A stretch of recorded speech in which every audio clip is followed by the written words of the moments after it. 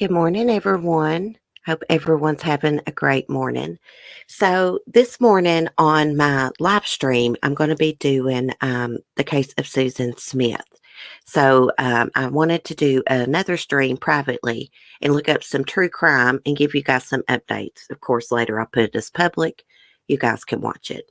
You guys know the drill. First up, we have Scott Peterson this morning. He is going to be appearing in court. Well, through like a Zoom call, that is.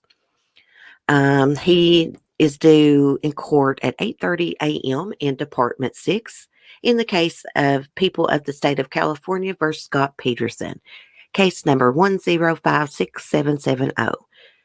The court understands there's a high level of public interest in the case and provides the following information to those interested in the hearing.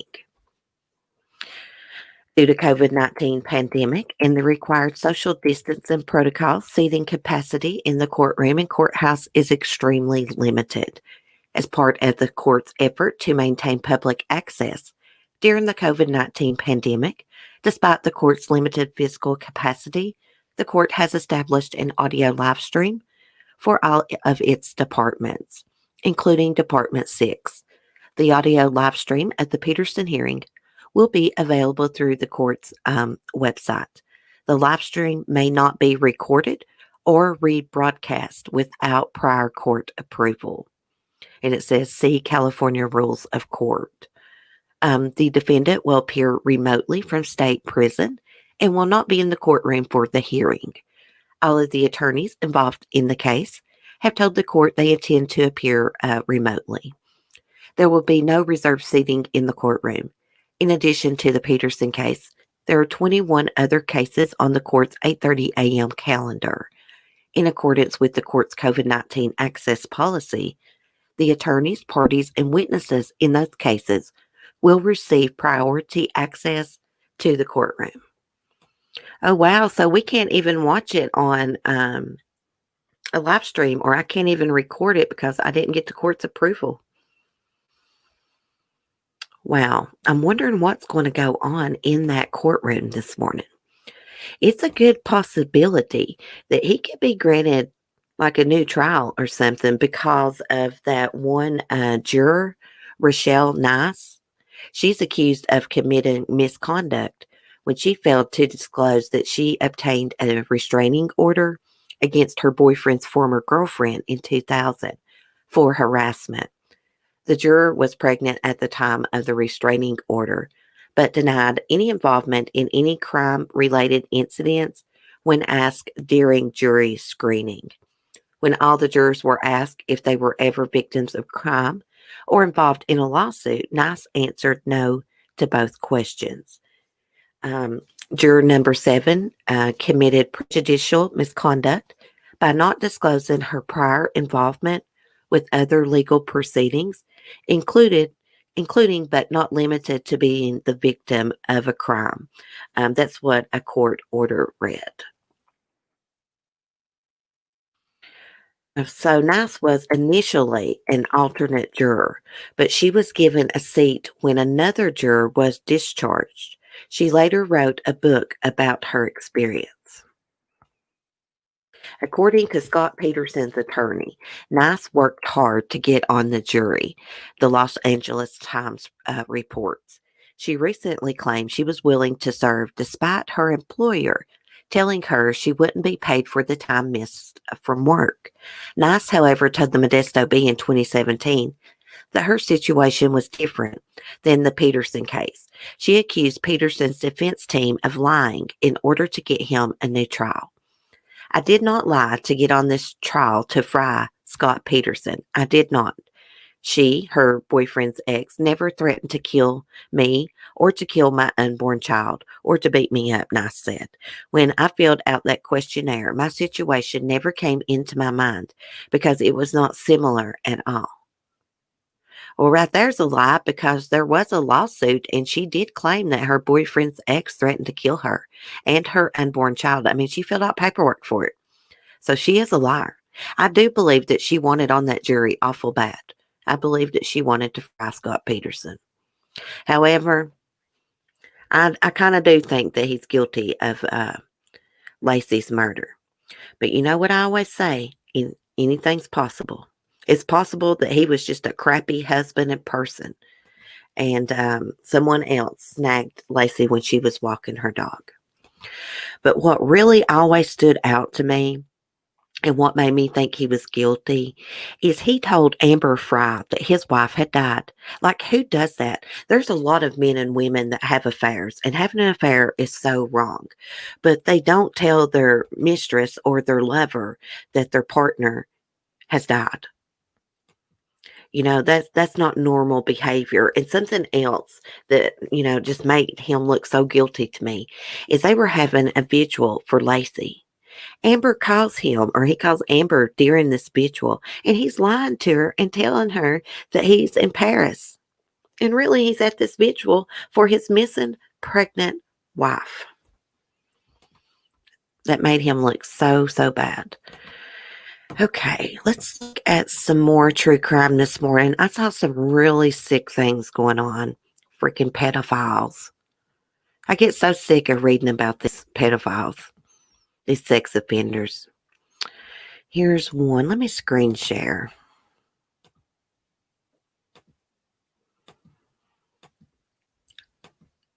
Child porn suspect arrested with van full of weapons, posted threats against Joe Biden. Let's take a look at this weirdo. I actually didn't read this one this morning. A 19-year-old man jailed in North Carolina on child pornography. Let me take these ads down. Charges must remain in jail, a federal judge ordered after hearing testimony that he was arrested with a van full of guns and explosives and made online posts and threats to conduct mass shooting and even assassinate former Vice President Joe Biden, the Democratic Party's presidential nominee. God, what a weirdo. Alexandra, let me see if I can say his name, Treisman, known by alias as Alexandra S. Thias, was arrested on May 28th after employees at Canopolis Bank called city police because of a van that had been left in a parking lot. Through the windows, KPD officers observed an AR-15 style rifle, a box of a Taurus 380 handgun, a canister of explosive material, tannerite, and a box of 5.56 caliber ammunition. I didn't say that right, I don't think. I'm not familiar with ammunition. I cannot say that freaking word. Okay. After the bank manager asked police to tow the van, a search found more than $500,000 in cash, books about survival, bomb making, improvised weapons, and Islam, drawings of swastikas and planes crashing into buildings, and the following firearms: a SIG Sora AR rifle, an Intratec 9mm Luger, a lower AR receiver, a Kel-Tec Sub 2000, Jesus mercy, a 22 caliber rifle marked Archangel, a Russian Monson Nagant M9130 bolt action rifle, the order said. I probably didn't say the names of those rifles and the ammunition right, of course. But just know he had a damn van load of guns and explosives and pictures of swastikas, and seems like to me he was trying to be a terrorist. On the same day the van was towed, Trisman returned to the bank in a Honda Accord and asked about the van, prompting bank employees to call Cana Canopolis Police. I think that's how you say that. Oh my gosh, I shouldn't have picked this article. Police took him into custody and obtained a search warrant for the Honda, where they found a Taurus Spectrum 380 caliber and an Intratec 9mm Luger Model AB-10 found concealed in a clothes hamper. Police charged him with carrying a concealed weapon and handed him over to the FBI for further investigation. Investigators learned that he had bought the weapons in several states across the country and has driver's licenses from 3 different states. On 8 of 15 different electronic devices, investigators found child pornography, 1,248 videos, and 6,721 images. GPS data indicated that he had recently traveled from South Carolina to North Carolina, the 8-page report says. Not only is he trying to be a terrorist, he's a freaking pedophile. Other videos includes Tresman narrating the perfect porn video, which describes defendant killing 2 parents with the shotgun, then raping and impregnating their young daughter.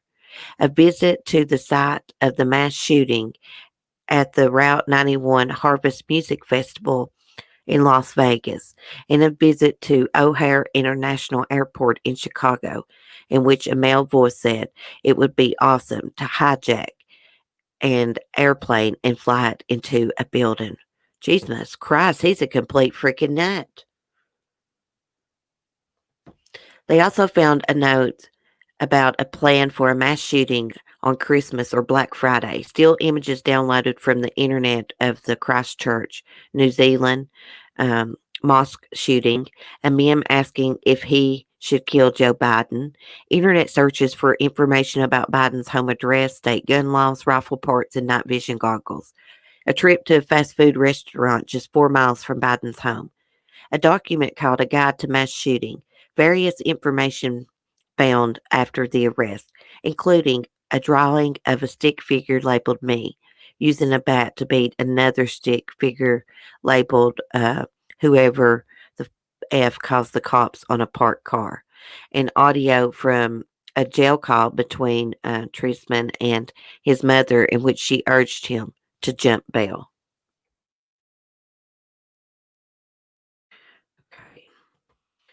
He was indicted on September 28th on one count of possessing an image of child pornography, 2 counts of transporting child pornography across state lines.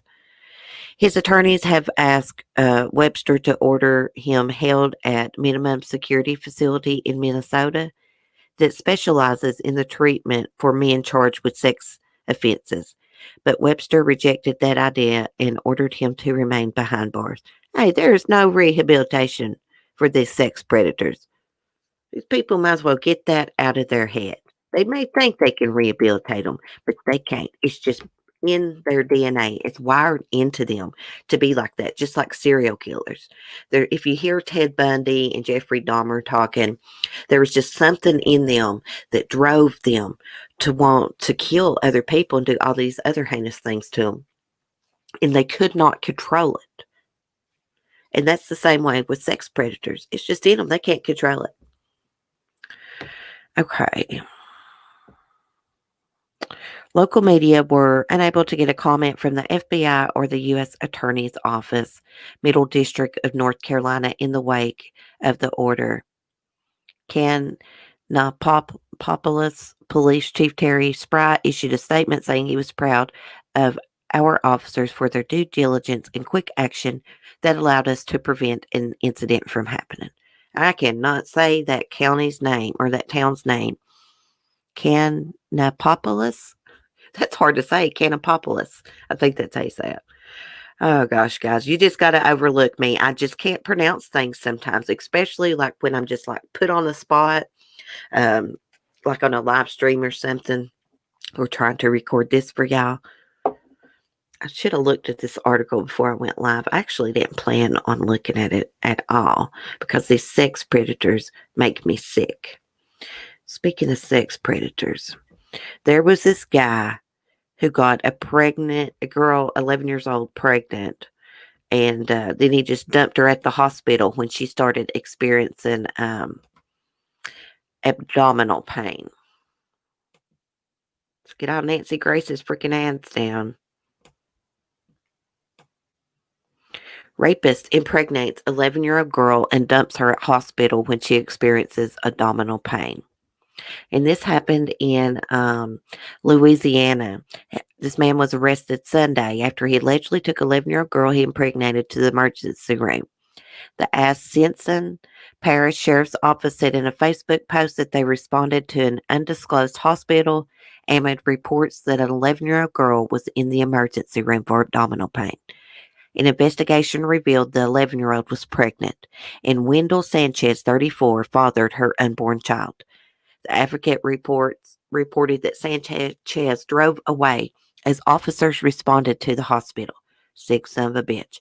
He then allegedly abandoned his vehicle and fled on foot to a nearby apartment complex.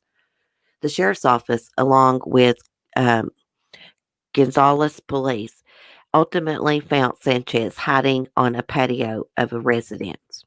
Coward.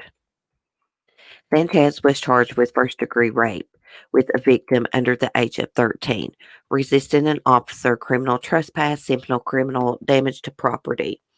Police said he's facing additional charges for being in possession of drugs and drug paraphernalia at the time of his arrest. Sanchez's bond was set at $540,000. He shouldn't even have a bond for impregnating an 11-year-old girl. They must have had some type of ongoing, I don't want to call it relationship because this is an 11-year-old girl. He must have had, let me say it like this, he must have had access to this 11-year-old girl quite a bit. I'm just wondering how far along pregnant she is. Bless her heart. Now, he has ruined her childhood. Totally ruined her childhood. I am not one that is big on abortion. That's just not me. But in cases like this, if she chose to do something like that, could totally understand. Totally. You couldn't blame her a bit. You sick son of a bitch. I can't even look at his picture no more, guys. Okay. Georgia cops search for man accused of kidnapping ex-girlfriend. So cops, or I'm not going to read this whole article. I'm just going to tell y'all what happened. Because I did read this one. Let me just go down and find his name. Police in coastal Georgia are looking for a man who allegedly kidnapped his ex-girlfriend from her grandmother's home in Brunswick on Wednesday morning, only to let her go hours later.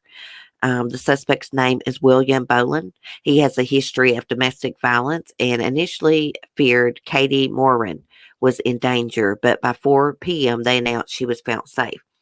What he did is that Wednesday morning, actually like hours before he kidnapped her, he snuck onto the property and he took the cameras down that was around the property. He had a history of beating this lady up. Then a few hours later, her grandmother was awoken by screams, and she saw this guy, William, carrying her granddaughter Katie out of the home. She said that she was going to shoot at him, but she was afraid that she would hit Katie. So he left with her. She said that she was screaming, "Grandma, Grandma, help, help." But she couldn't help her because she was afraid that she would shoot Katie instead of him. But a few hours later, he did let her go. But her grandmother said, what's to say that he won't come back and try something like that again. So they're really wanting this guy to be found. Let's scroll down. So I think he snuck onto the property around 4 a.m. and then around 9 a.m. She saw William Boland carrying Katie out the back door.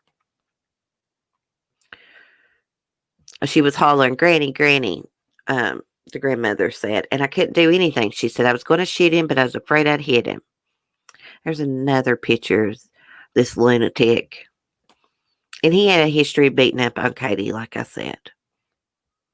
Men don't love you that beat on you, ladies. I'm just here to tell you. When you love something, there's no way you could harm it.